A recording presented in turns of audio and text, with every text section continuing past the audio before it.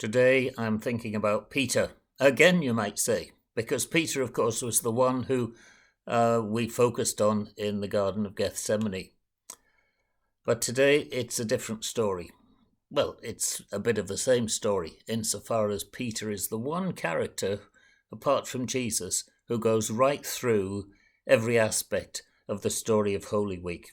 So this from Mark chapter 14.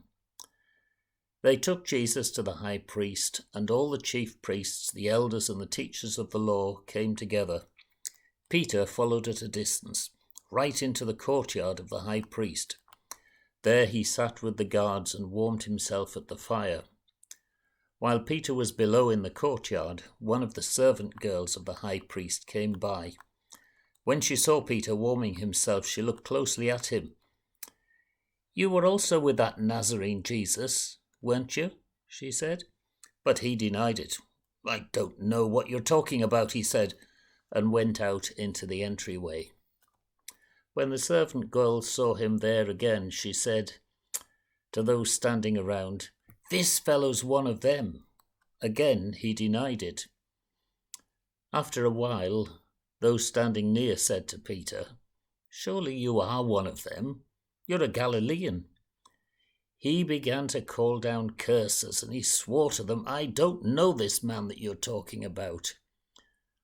And immediately the cock crowed the second time, and Peter remembered the word Jesus had spoken to him before, when he said, "Before the cock crows twice, you will disown me 3 times." And Peter broke down and wept.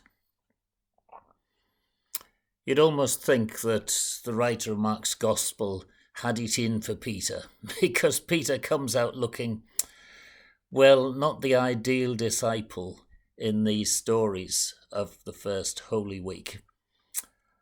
And yet, after Gethsemane, he's still there with Jesus. I mean, it gives us an interesting insight into Peter's character. The most obvious thing that he was actually there, and as far as we know, none of the other disciples were. And this was absolutely characteristic of Peter. He was always there. He was out in front. He was courageous. And more than that, he was recognizable as a disciple. He'd been with Jesus right from the start, when he first met Jesus by the Sea of Galilee, and he was captivated by this grand vision of a world transformed into God's way of doing things. The kingdom of God, if you like. He was one of the people who was always recognizable as a disciple. And of course, on this occasion, that's when the trouble started. The very thing that you might have thought Peter would be proud of, that people recognized him as one of Jesus' disciples, that the grand vision had become so incorporated into his own life that it was obvious that he was following Jesus. That was the very thing that should have encouraged him. It was the very thing that caught him out unawares. And as I reflect on this story, a couple of things have struck me. First of all, that discipleship is a journey. You remember Peter's call back in the first chapter of Mark's Gospel, when Jesus absolutely captivated his imagination. And Peter was grabbed by this grand vision of a different way of being, a new way of being, God's way of being. And then he had many experiences as he walked alongside Jesus, as he listened to what Jesus was saying, as he heard the stories, as he saw the healings, the encounters that transformed people's lives. And then they got to Caesarea Philippi in the very middle of Mark's Gospel, and Jesus asks him, "By the way," he says, "what do you think's going on here? Who do you think I am?"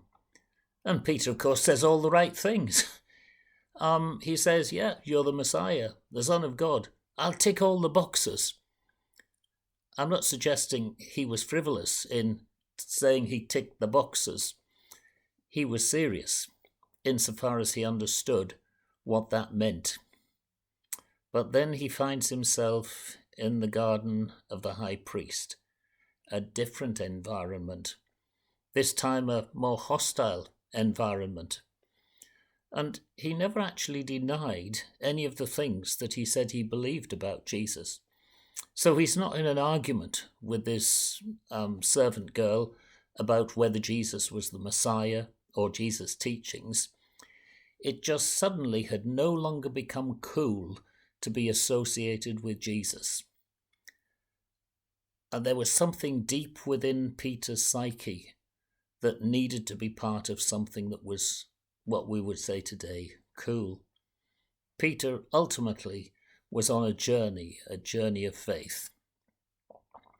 I guess that's where I want to focus and what I want to say the rest of this reflection, because I'm wondering if today we are now facing, as individual Christians, our own high priest garden, if you like.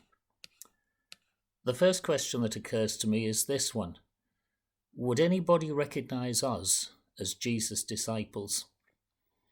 Would anyone come up to us and say, "You're one of them"? Do we have a vision that's big enough to have attracted the likes of Peter in the first place? Would Peter come into any of our churches and say, yes, this grand vision of transformation, a new way of doing things, a new way of being, is something that can captivate my imagination and indeed demand my life? That's a difficult question to answer when you think about it. Then the other thing that surprises me in a sense is that it's widely recognized that Mark's Gospel, while it's come through many different kind of versions and media presentations to arrive at the form that it now has, it's widely believed that it had something to do with the way Peter initially told some of these stories. And yet he still included this story. When you think about it, he was the only obvious source of this story that was present to have been able to tell it. And he tells this story against himself, you might say. I wonder if he was happy to tell it just because it's so true to human experience that even Peter, who seems to be a great disciple, he struggled to be true to his core values.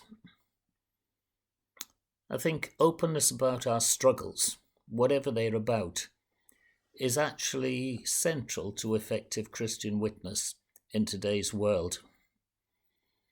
People often say, well, you Christians are a bunch of hypocrites, because they can see through our pretense. They can see through the masks that we wear.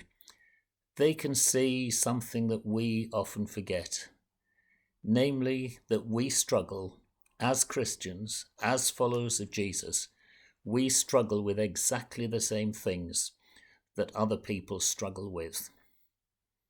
And in that context, we have something to share with others, not because we're different, but precisely because we're no different. Our relationships might easily go off the cliff edge at any time. We struggle with the same attitudes that many other people struggle with.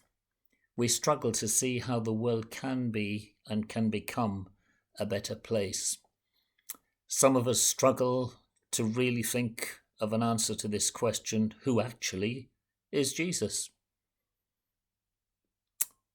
We have something to share, I think, not because we're different, but we're no different. And that needs to be at the heart of everything we think of as mission. I suggested yesterday that the church might be in Gethsemane right now. I wonder, could it be that the high priest's garden is where many of us find ourselves? Still kind of believing, not wanting to give up on faith and following Jesus, but somehow it's no longer cool, or we imagine it's no longer cool, to follow Jesus. Or rather, if I put it a different way and said it's no longer cool to be a church person, that might be nearer the reality. Faith is always a journey. Faith was a journey for Peter. And this isn't the end of his story by a long way, because we need to continue the story. If we're thinking about Peter, continue the story through into the book of Acts, where eventually he regrets distancing himself from Jesus. He regrets some of the things that he got wrong, and he eventually finds fulfillment as he embarks on a missionary enterprise, not that dissimilar to the great St. Paul. But that's a story for another day. I think the thing I take out of this story here today is those two questions. The question on the one hand, would I be recognizable as a disciple of Jesus? Would anybody ask me those questions if I was in the equivalent of a high priest's garden? And yes, mission. It's not about saying, I've got it, you need it. It's actually about saying, look, life is tough. Life is difficult. But following Jesus really does make a difference. Do you believe that? God bless you on this second day of Holy Week. And I hope you'll come back for more reflections tomorrow.